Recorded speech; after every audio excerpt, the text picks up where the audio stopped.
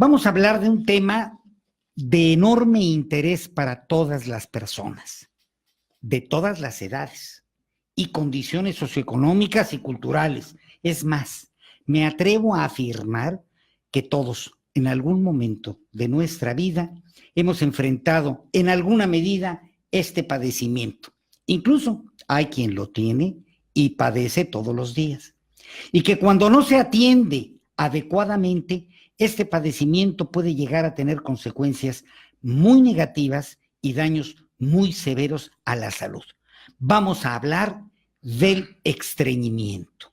Y por eso hoy tenemos un invitado verdaderamente de lujo, un gran médico especialista, el doctor Alfredo Canto Solís, cirujano gastroenterólogo. Doctor, muchísimas gracias por aceptar la invitación. Muchas gracias al CEN por la invitación y a usted, don Edwin. El doctor Alfredo Canto Solís es miembro de las Asociaciones Mexicanas de Cirugía General y de Gastroenterología. Es miembro también de los colegios yucatecos de Gastroenterología y Medicina General. Es miembro del Colegio Americano de Cirujanos y ha sido profesor de gastroenterología de la Facultad de Medicina de la Universidad de Yucatán. Doctor, ¿qué es el estreñimiento? Bueno, el estreñimiento es, como se entiende de manera común, es una dificultad o un retardo en el paso de las materias fecales. O sea, la gente dice, soy estreñida porque no puedo defecar, dicen unos. Otras personas, soy estreñido porque defeco 2 veces a la semana. O soy estreñido porque me da trabajo defecar. Todo es verdad. En el estreñimiento influyen muchos factores que básicamente se refieren al tiempo que tarda el excremento en recorrer el colon, y con ello la función del colon es absorber el agua y entonces endurece el material fecal y dificulta su tránsito. Este tránsito del material fecal por la última parte del aparato digestivo, que se conoce como colon, puede deberse a muchos factores. Primero, puede ser muy lento porque no tenga contracciones adecuadas el intestino. Puede ser porque tenga una obstrucción el intestino. Esta obstrucción puede ser un tumor primario del hígado, del colon, o puede ser un tumor que esté fuera del colon, pero dentro del abdomen, y lo comprima y hace el efecto, pues como cuando se apesga o se pisa una manguera, no pasa completamente. Esos son los más comunes. Ahora hay anomalías en la conducción del intestino, como son algunas enfermedades degenerativas medulares, como la esclerosis múltiple, la esclerosis lateral amiotrófica, o en los ancianos, una fatiga del músculo, que se vuelve perezoso el músculo, o en algunas veces los que tienen un accidente, una enfermedad vascular cerebral, pues queda perdido ese reflejo por esa pérdida cognitiva, y entonces el colon deja de tener esa tonicidad. Pero lo más común en el trayecto del colon es lo que está al final del colon, en el recto, la presencia de obstáculos a su vaciamiento, que pueden ser pólipos, si es interno, causa interna, pólipos, o pueden ser estenosis que vengan de algunas enfermedades como la diverticulitis, que al cerrarse va disminuyendo el calibre del colon, o desde luego las del ano, que son las más comunes, que todos conocen, que son los hemorroides, la fisura anal, que es muy dolorosa para el estreñido, o la fístula, que es la salida de secreción purulenta a un lado de la margen del ano como consecuencia de una inflamación. O sea, esto es una gama muy variada que hace que esta enfermedad sea muy extendida. Muchas gentes son estreñidos y no lo dicen, y muchas gentes no son tan estreñidos y sí lo dicen. En el Reino Unido, en Estados Unidos, calculan que se emitieron hace 2 años 13 millones de recetas por médicos generales para usar laxantes. 13 millones. 13 millones, lo cual dan laxantes, pero muchas veces el laxante no debe de ser la solución definitiva. Es un medio, pero no es un fin en la mayoría de los pacientes. Habrá gentes que sí lo necesitarán de rutina. Por lo tanto, la corrección en general no es una medida muy simple y muy sencilla. Sin embargo, sí es un padecimiento fácil de evitar, porque lo que tenemos que hacer es evitarlo, y esto viene desde una educación alimentaria desde el inicio de nuestra vida. De ahí que los niños en la actualidad se les vigile mucho, los gastroenterólogos pediatras, que ya hay una nueva especialidad, y en nuestra ciudad tenemos allá varios especialistas que se dedican precisamente a estos trastornos específicos. ¿Por qué? Porque en el niño, como en el adulto, el problema es la alimentación. O sea, hay veces que la mamá está feliz y dice, mi bebé está feliz, hace bolitas. Bueno, no es chivo el niño no debe de hacer bolitas. Lo que pasa es que la fórmula láctea está mal para ese niño. O sea, las fórmulas lácteas, como saben todos los pediatras, se individualiza para cada niño. Y si un niño su tránsito intestinal es más leve o menos leve, hay que cambiarle la leche para que pueda evacuar. O sea, a la mamá lo que le debe preocupar, o al que cuida al niño, es que el excremento salga, que no esté duro. Una vez que está duro, entramos en problemas. Eso es lo que pasa en el adulto. En el adulto existen muchas complicaciones y mucha dificultad de interrelación cuando trata de explicar por qué son gruesas mis heces, por qué están duras. Y eso es en todo el mundo. Tan es así que existe una clasificación especial donde demuestran grumos separados. Se los voy a poner para los que lo están viendo ahí en la camarita. por internet, porque es muy difícil. Se llama la escala de Bristol. Y claro, a todos los científicos pues se reúnen y dicen, tú le preguntas al paciente si está grumoso, si tiene forma de embutido, si tiene forma de una serpiente, si tiene pequeños acúmulos. Está bastante difícil lograrlo entender, y se han editado un montón de folletos donde está toda la famosa escala de Bristol. Pero en realidad lo que debemos tener en cuenta, si nos queremos llamar estreñidos, es no solamente cuántas veces hacemos. En teoría es normal hacer cada segundo día, está bien. Si pueden hacer diario, está bien también. Y si pueden hacer diario 2 veces, está bien. No es tener diarrea. Diarrea es diarrea, sale líquido. Fuera de lo que no sea eso, es pastoso y está dentro de lo normal. O sea, no necesariamente tengo que hacer diario, es lo ideal, pero se calcula la regla de los 3, que sea 3 veces a la semana. Si hacen menos de 3 veces a la semana por 3 meses, entra en la clasificación teórica de estreñimiento crónico. Pero en realidad, esto es lo más importante, no es si hago 2 o 3 veces, sino qué dificultad tengo para evacuar. Si para evacuar tengo dificultad, si tengo sensación de defecación incompleta, que no termino de defecar, que me da trabajo empezar a defecar, y una vez que defeco salen las heces duras, gruesas, delgadas, todo eso conllevan a otro tipo de patología a la cual el estreñimiento conduce, como es salida de hemorroides, como es producción de fisura anal, producción de fístula, entre otras cosas. Claro está que esto varía también mucho de acuerdo con el tipo del paciente y de su actividad. Pacientes que no pueden caminar bien, que no pueden moverse, pues tienden a ser más estreñidos. Las mujeres son mucho más frecuente su estreñimiento que los hombres. ¿Por qué? ¿Quién sabe? Nadie le explicó al colon los derechos humanos y las igualdades, pero bueno, así es. Y es estadísticamente más frecuente.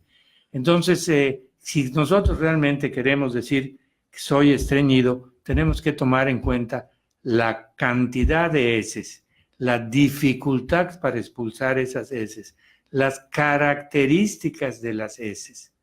Entonces, es muy recomendable tener en cuenta que después de evacuar, pues uno le eche una mirada al sanitario y vea qué salió, porque hay que hacer a un lado la costumbre que muchas personas dicen, no, yo ni lo volteo a ver. No hay por qué no voltearlo a ver. Claro. Si tú ves lo que te llevas a la boca, pues debes de ver la consecuencia de lo que sale de lo que te llevas a la boca. No es nada malo pero sí te ayuda porque solamente se asustan cuando ven que tienes sangre, porque la sangre cuando sale por el recto es muy aparatosa. No es porque se sea una hemorragia, sino porque 2 gotas de sangre en agua parecen la tiñen y entonces uno piensa que tiene una hemorragia y no es así.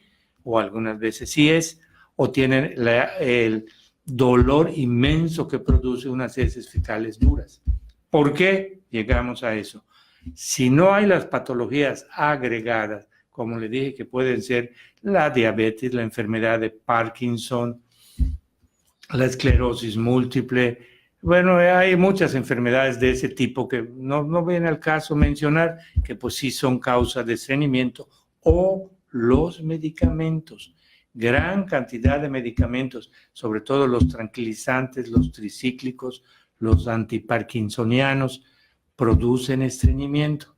Algunas veces los hipertensores, para algunas personas el hipertensor también le produce estreñimiento. Y la diabetes, porque como todos sabemos, la diabetes es una enfermedad sistémica y como tal altera la circulación, microcirculación en todas partes, entre ellos en los músculos del colon y los hacen perezosos. Entonces esos son factores que se agregan.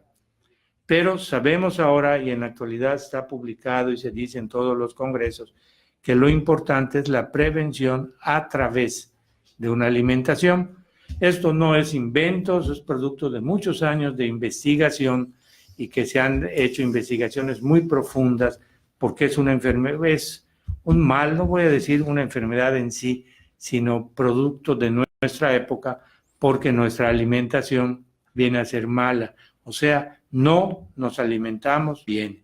Debemos alimentarnos con líquido, mucho líquido, de perdido 2 a 3 litros de líquido mínimo al día. En nuestro medio, mucho más, pues por el tipo de clima. Pero el que no toma mucho líquido tiene, entre otras cosas, 2 problemas.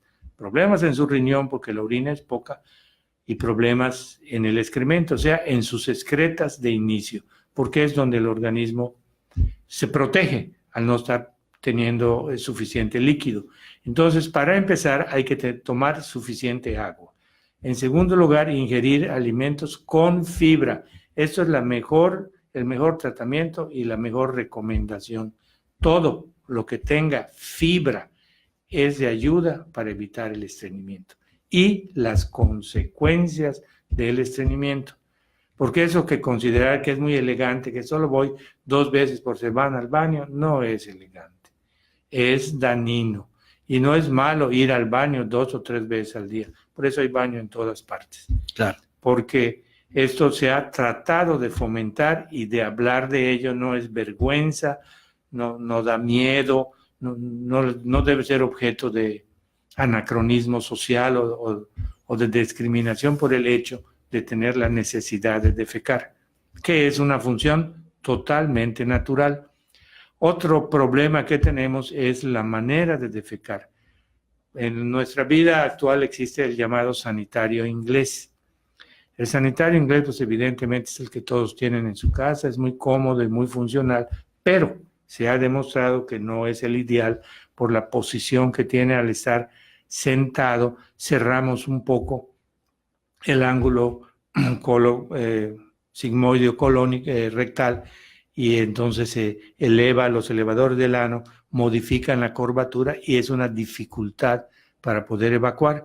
Antiguamente, en la época de los griegos, en otros lugares, los baños, como están en Grecia y en otros lugares, pues el lugar para defecar era mucho más inclinado.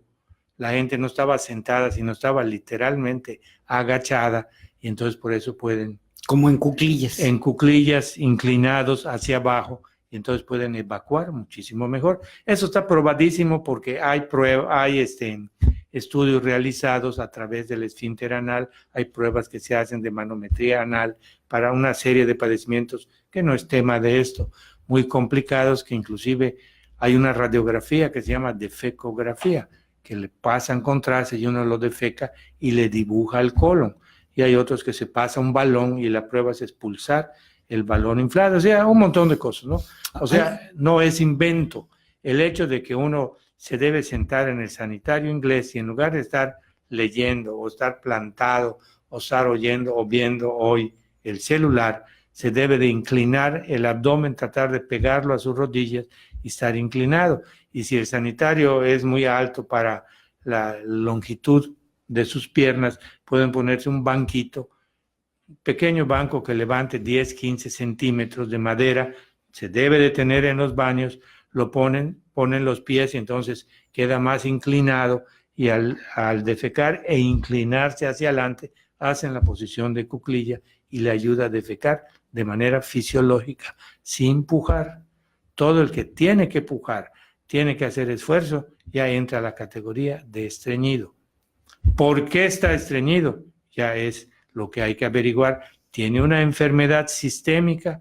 ¿Tiene algún problema de transmisión nerviosa en el colon? ¿Tiene algún obstáculo para que pase en el colon? ¿O sencillamente es mal hábito alimenticio? ¿Qué debemos de comer? Debemos de comer frutas y verduras, lo que tenga fibra o la fibra que se vende comúnmente en los mercados, que se vende ahora en todas partes. Esa fibra nos puede servir para aliviar, pero nosotros que tenemos tanta fruta y tanta verdura en nuestro medio, empezando con la jícama y la chaya, que son vernáculas muy baratas y repleto de fibra y muy buena, pues debe ser parte de nuestra dieta diaria, igual la ingestión de agua. Y si queremos comer, porque seguramente alguien va a preguntar que si sirven las frutas secas, sí sirven. La ciruela pasa, es un excelente laxante, entre comillas, natural, sin entrar a hablar de qué son los diferentes laxantes, porque cada laxante tiene un diferente tipo de acción. Unos son irritantes, otros son lubricantes, otros son impulsadores de la fuerza de la peristalsis intestinal para forzar al colon a trabajar y expulsarlos. Son todos los medicamentos actuales.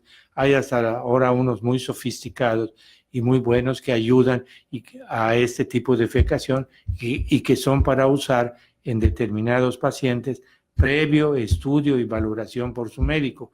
No es ir a la farmacia y decir deme una Procalpide o algo así, porque no va a resultar si no va aparejado a otras medidas. Eso es una ayuda, no una solución.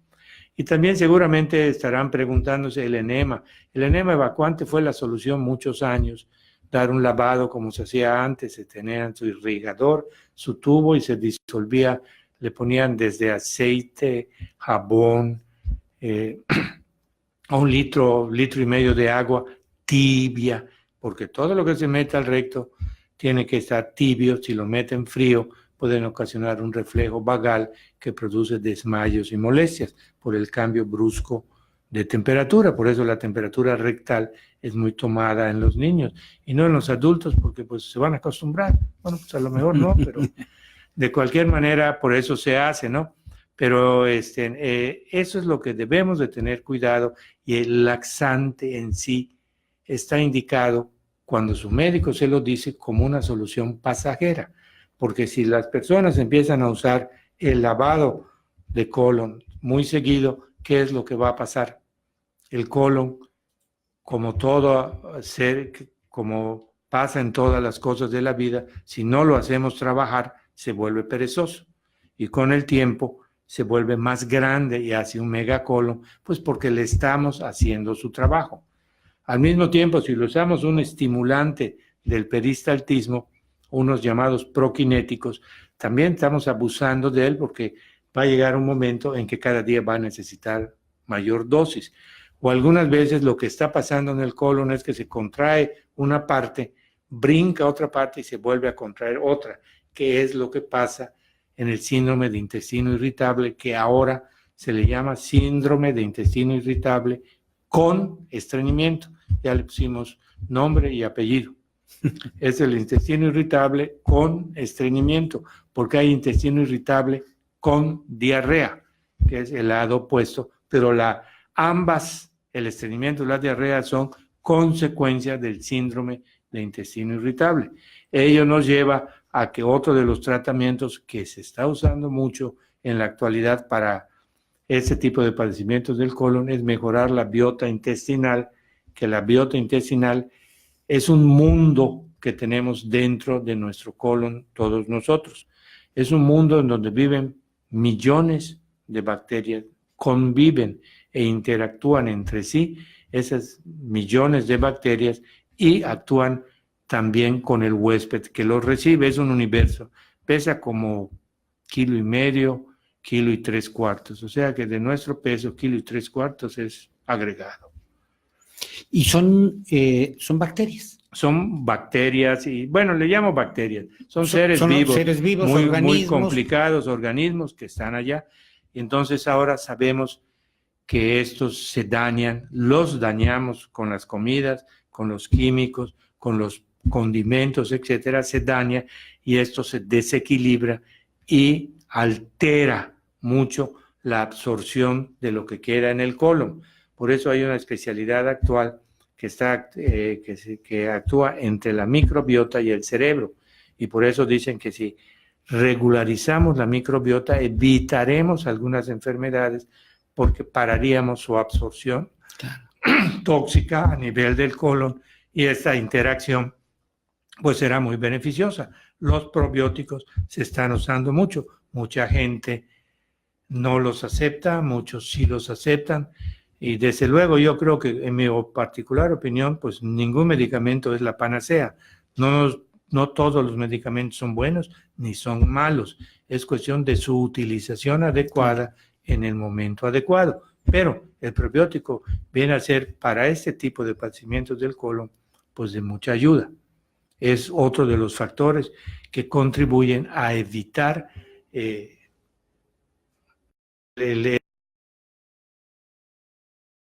pero la mejor manera para poderlo solucionar es desde luego una buena dieta, rica en fibra y líquidos.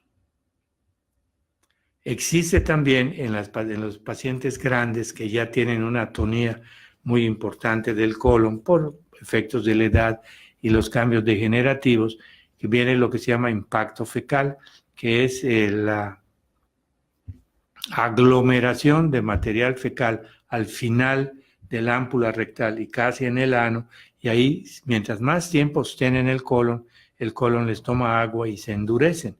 Entonces hacen verdaderos bloques, algunas veces durísimos, de excremento compactado porque se les ha dejado mucho tiempo. Como si fuera un material de construcción. Como si fuera un cemento que se hubiera mojado. Quedan duros. Entonces hay que extraerlos manualmente y es muy doloroso, muy molesto, produce mareos, porque distender bruscamente el esfínter del ano da ese reflejo vagal y hay que hacer lo que se llama extracción manual cuando es muy duro, o muchas veces, aunque sea semiduro, solo la estimulación manual del recto despierta el reflejo fecal y entonces el recto se contrae y sale. Entonces en esos ancianos, sobre todo digo ancianos o enfermos que tienen enfermedades de la médula, diabéticos, pues sí tienen que hacerse individualizados, o sea, no se puede dar una receta. Si eres diabético, tomas esta medicina. No es así, hay que individualizarlo y entonces usar a lo mejor un prokinético, un laxante estimulante o un oleoso, porque hay sustancias que lo que hacen realmente es estimular, lastiman al colon, el colon se defiende y guácatas, se evacúan y se usa muchísimo. Y está bien, sale, es una manera, pero todo ello debe de usarse con moderación, con dirección y enfocado siempre a lograr las medidas naturales. ¿Qué podemos hacer? ¿Qué medicamentos o qué frutas sirven para esto? Se habla del plátano. El plátano, algunas gentes mencionan que es muy bueno para combatir el estreñimiento. No que se coman una mano de plátano, claro, ¿no? Pero sí uno. Otras personas mencionan que la manzana tiende a ser astringente y otros dicen que su rico contenido en fibra ayuda. Yo creo que ni lo uno es tanto ni lo otro tampoco es tanto. Puede usarse mezclada. Si solo voy a comer manzana, pues será problemático. Pero lo que sí es un hecho, que la ciruela pasa o los derivados de la ciruela es de lo mejor que hay de manera natural. Igual la piña, si uno no tiene problemas con ingerir la piña por la cantidad de fibra, o la naranja dulce, porque la fibrilla de la naranja dulce o hasta la parte que está debajo de la cáscara, lo blanco, es muy rico en fibra. Y comer eso le deja fibra al intestino.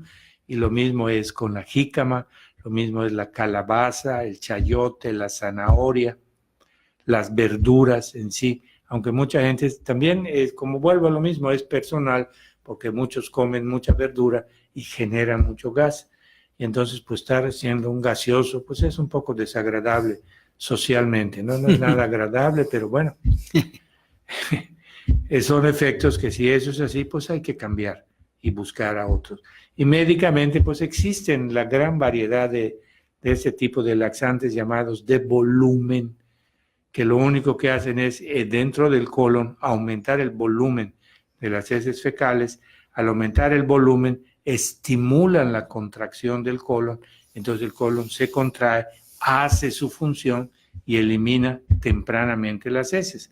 Porque en teoría, al llegar a la ámpula rectal, que está a unos centímetros, 15 centímetros por encima del recto, debe empezar el estímulo manda al cerebro la orden de que hay volumen en esa área y debe ser expulsado, y el cerebro inicia el reflejo de la defecación.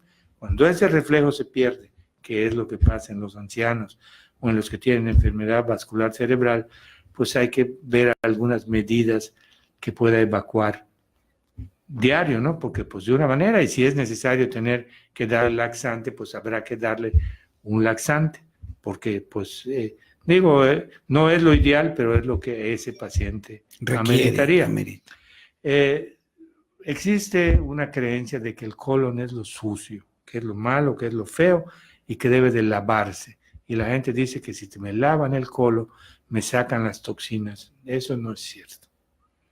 No es mi opinión. Porque se ha puesto de moda ahora este tipo de tratamientos. No, eso lo hemos oído, escuchado y preguntado en muchos congresos internacionales y todos están de acuerdo que no es cierto. Es antifisiológico, porque si la naturaleza, el buen Dios hubiera querido que nuestro colon se limpiara, seguramente tendríamos un mecanismo que haríamos que tuviera agua y se limpiaría. No tenemos que ponérselo. Y el colon no es que sea un lugar de basura, no, es un basurero. Ya hablamos antes de la biota intestinal, es un área donde hay seres vivos que interactúan. Y entonces, estarle metiendo chorros de agua para lavarlo y limpiarlo, estamos dañando a esta biota, que es el protector básico del enterocito del colon. Entonces, realmente esos lavados no son recomendables, ni son exactamente lo ideal, y mucho menos para hacérselo de manera periódica. Eso, les insisto, es una opinión generalizada de los expertos en todo el mundo. Ahora, ojalá que haya algún día que alguien pueda decir, doy una medicina, y entonces tú, no importa lo que comas, suavecito y sin dureza, y lo vas a pasar una vez al día. Pues qué bueno, ¿no? Ya sé que a las 6 de la tarde me programo, que eso sí es una medida. Programarse para defecar, porque el organismo se acostumbra a lo que hacemos, y se acostumbran a levantarse a las 6 de la mañana, uno aunque no tenga necesidad va a despertar. Si se acostumbran y hacemos nuestra dieta rica en agua, rica en fibra, libre, abundante, lo que sea, de condimentos, y nos sentamos una hora determinada en el baño, un poquito. No es aconsejable sentarse sin ganas, pero si estamos en el periodo de educación, entonces podemos hacerlo unos meses, nos sentamos a tal hora a defecar. Si ya hicimos todo lo previo y van a venir las ganas de defecar, en un mes o 2 meses el organismo se acostumbra y defeca a esa hora. Hay quien hace en la mañana, hay quien hace al mediodía, hay quien hace en la noche, todo en condiciones normales. Ustedes saben que esos, inclusive a los soldados en la actualidad se les entrena mucho para eso, especialmente a las tropas que actúan tras las líneas enemigas, porque a la hora de defecar, los soldados de las tropas especiales guardan sus excrementos. Los defecan y los cargan con ellos. ¿Por qué? Porque a través de sus excrementos los perros rastreadores los pueden seguir aunque los entierren, o están dejando su ADN y los pueden rastrear. Entonces, una de las cosas que hay ahora es que cargan su excremento y entonces están más o menos acostumbrados a poder defecar en determinadas condiciones, porque imagínense que le dé un cólico y quiera defecar en medio de una balacera. Está terrible. Demasiado ingrato, ¿no? Doctor, me llama mucho la atención, en primer lugar, uno de los planteamientos que hace usted, en donde lo primordial, más que el enfocarse en curar el estreñimiento, el planteamiento es prevenirlo. Y de ahí esta amplísima y riquísima explicación que usted nos ha dado, en donde hay un elemento que no es muy conocido, no es del conocimiento de quienes no somos médicos, esto de lo de la biota. Parece que, de acuerdo con lo que usted dice, es algo que forma parte de nuestra fisiología, forma parte de nuestro organismo, forma parte de nuestra digestión, es nuestro, pero de la misma manera podemos dañarlo y podemos incluso eliminarlo, ¿no? Y no solamente, yo lo primero que pensé fue en los antibióticos, ¿verdad? Pero además de los antibióticos es con nuestro estilo de vida, ¿no? Definitivamente. Esos organismos viven con nosotros, nos ayudan, interactúan. Si ellos se viven y nos ayudan y nosotros los ayudamos, es relación como huésped. Entonces, si lo dañamos el mecanismo integral de la absorción digestiva. Por eso hay que conservarlo. Y si es cierto, los antibióticos, antiguamente se les decía flora intestinal cuando éramos más primitivos en la medicina, y sabíamos que muchos antibióticos dañan la biota intestinal. Sigue siendo verdad, sí la dañan, y por eso cuando usamos, que hay que usar un antibiótico muy agresivo, se tiene en cuenta reponer la biota intestinal con los probióticos, así como cuando tomamos una medicina para la artritis nos daña la mucosa gástrica y usamos unas medicinas para proteger la mucosa gástrica, pues así también debemos proteger a la biota intestinal. Tenemos aquí un buen número de preguntas que nos han hecho llegar.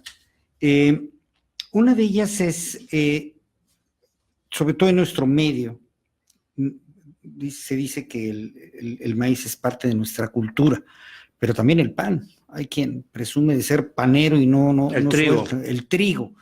Entonces, estos que son dos de los alimentos principales, primordiales a todas horas del día, ¿qué nos podría orientar? ¿Hay algo que sería preferible? ¿Es preferible la tortilla porque quizá pudiera ser que tuviera fibra o un poco más de fibra que el pan blanco, que normalmente pues no tiene fibra, excepto el de centeno, algunos integrales, ¿verdad? ¿Habría alguna recomendación sobre eso? Bueno, desde el punto de vista médico, se debe usar siempre el pan que tenga fibra. Lo menos refinado es como en el azúcar. Mientras menos refinado es mucho mejor. Así, contundente. Si el pan tiene más fibra, es mucho mejor. El trigo sirve porque tiene fibra, pero todo depende también de la respuesta del individuo, porque pues hay quienes no exactamente que sean intolerantes al trigo o tengan todas las enfermedades de intolerancia al trigo, sino nada más tienen ciertas, pues no voy a decir manifestaciones que el trigo se los produce. En ese caso hay que quitar al trigo y pasarnos al maíz. El maíz también en algunas gentes les puede producir, ya es una reacción individual, es muy rara en América, pero puede existir porque pues, nosotros estamos acostumbrados al maíz porque es natural, es originario de América. Pero bueno, todo tiene sus cambios, y la tortilla actual que se vende en México es buena porque está enriquecida, le ponen ácido nicotínico, le ponen calcio. Para las mujeres, usualmente, como se dice coloquialmente, es comer 2 tortillas al día y salir 10 minutos a nuestro sol, es la mejor pastilla para evitar la osteoporosis. Es la mejor 2 tortillas medicina. Y salir Un ratito a que le dé el sol de las 10 de la mañana y olvídese, su piel, el sol y la comida hacen lo demás para fijar el calcio. Esto, desde luego, si nosotros viviéramos ahí donde hay nieve ahorita, pues sería muy difícil. Sí, por supuesto. Porque no hay eso y entonces tendrían que tomar calcio. Nosotros no lo necesitamos, pero bueno, son los cambios. Por eso no hay medidas generales, pero el pan es bueno y el pan de trigo, mientras menos refinado sea, mucho mejor. Tenemos varias preguntas. Gabriela Castillo Arce, de Mexicali, pregunta, ¿qué hacer con un enfermo crónico que está en cama siempre? ¿Cómo ayudarlo en su digestión? Tiene un problema de cáncer de hígado. Bueno, tiene que ver aquí varios factores. Primero, su edad. Segundo, el grado de alteración funcional que le haya ocasionado hasta este momento el cáncer de hígado.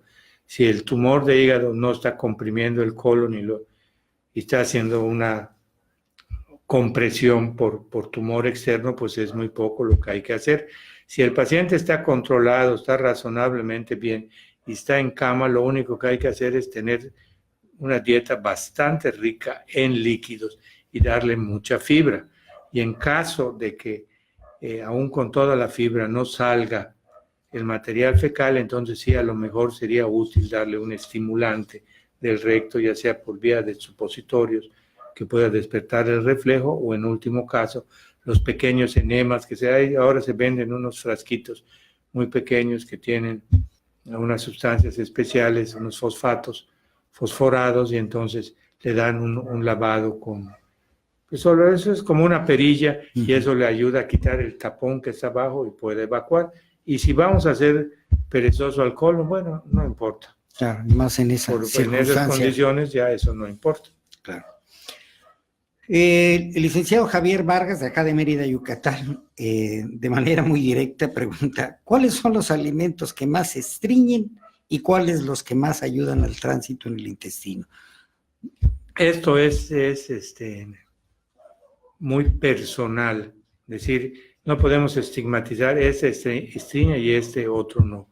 Los alimentos que contengan menos fibra tienden a estreñir a la mayor parte de las personas, y los alimentos que contengan más fibra lo tienden a permitir que uno pueda evacuar bien.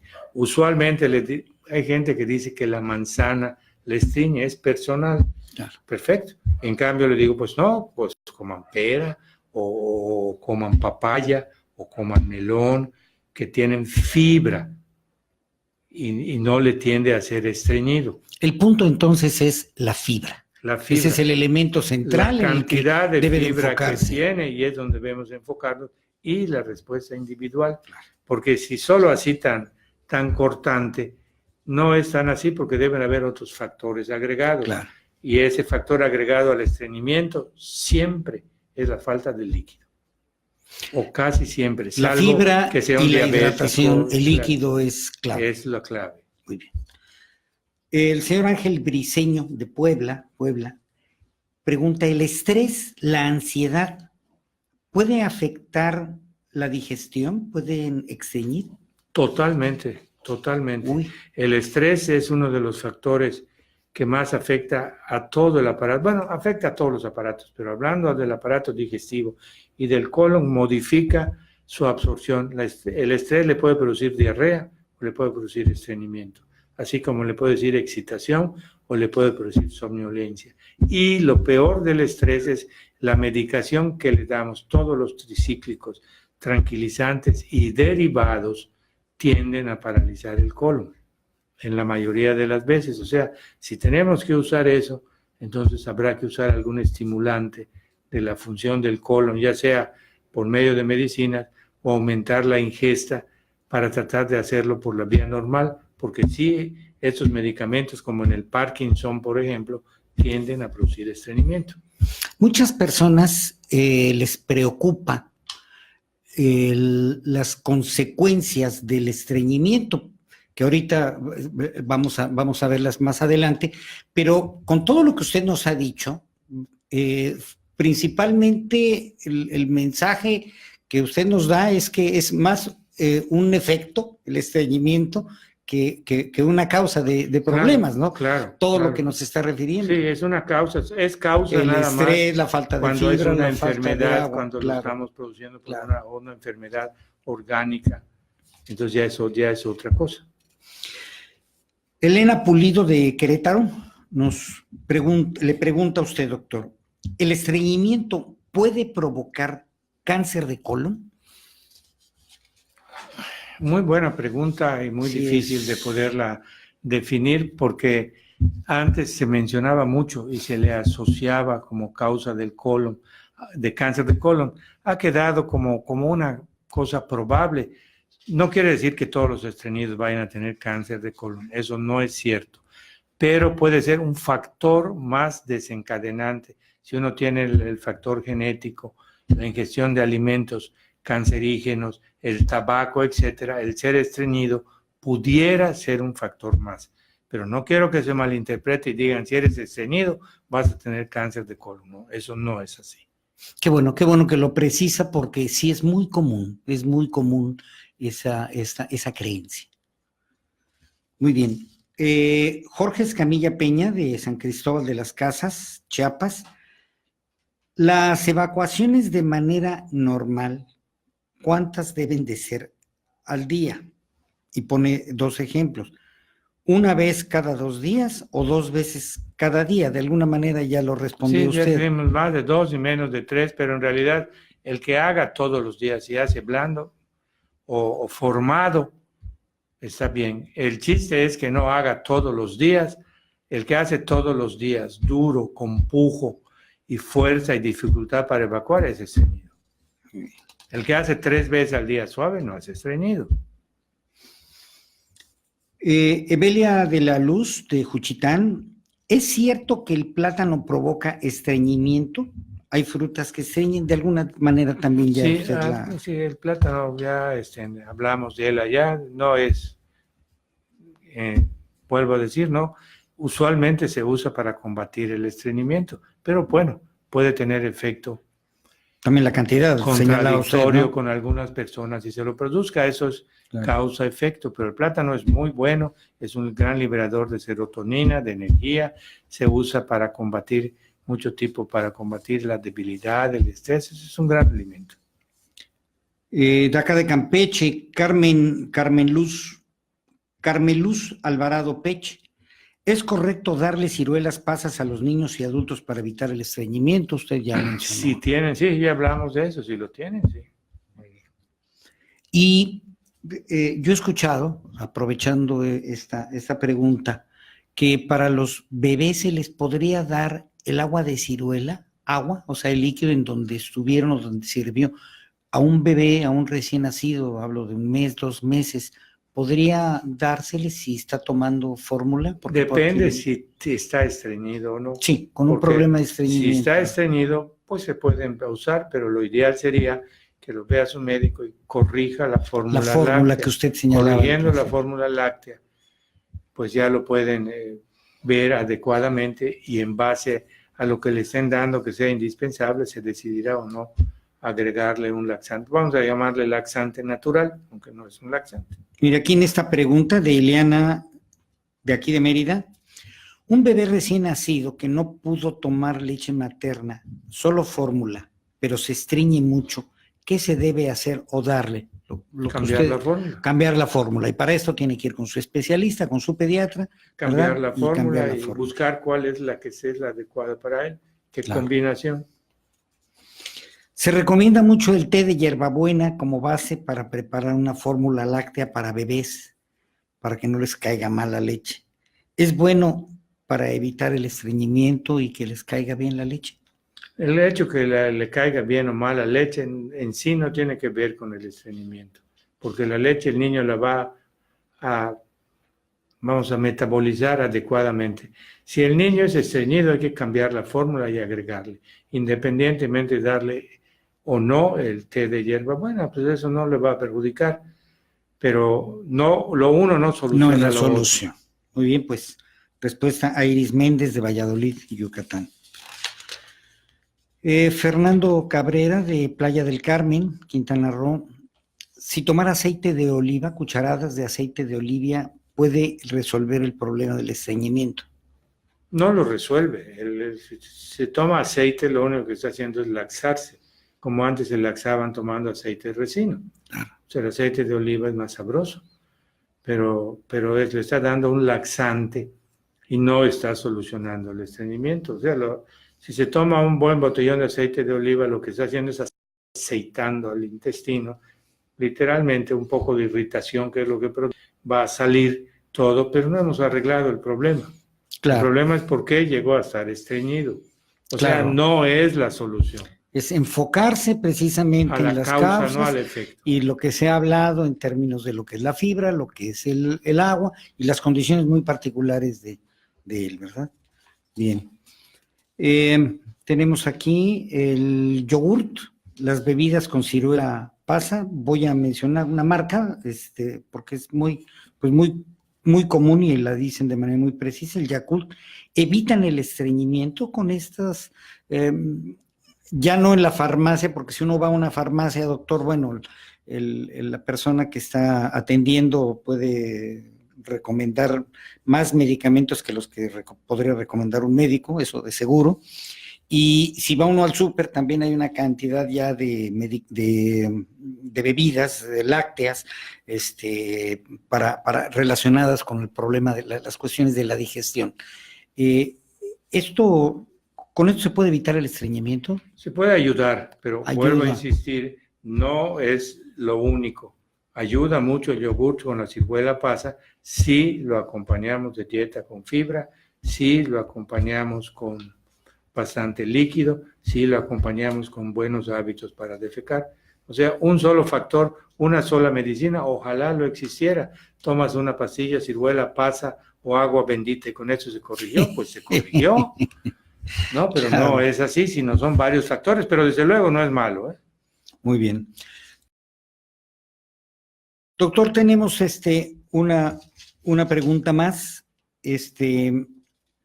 Anuncian que contienen bioflavonoides. La pregunta de Sara Pérez Vázquez, de Emiliano Zapata, Tabasco, es si los bioflavonoides sirven, ¿para qué? Si es afirmativa la respuesta, y si es que evitan el estreñimiento, como se afirma.